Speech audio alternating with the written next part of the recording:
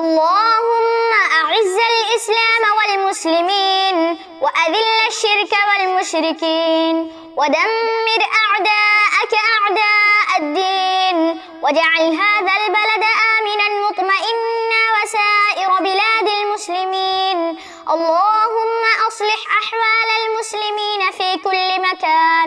اللهم أصلح حال إخواننا وأهلنا في فلسطين. اللهم آمن روعاتهم.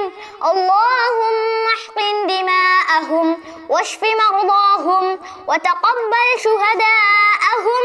اللهم انصر إخواننا المجاهدين في فلسطين.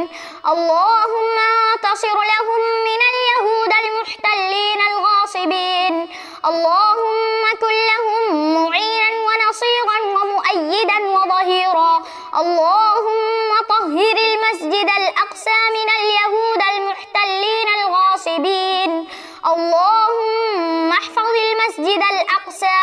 اللهم اجعله سامخا عزيزا إلى يوم القيامة بفضلك وجودك وكرمك يا أرحم الراحمين.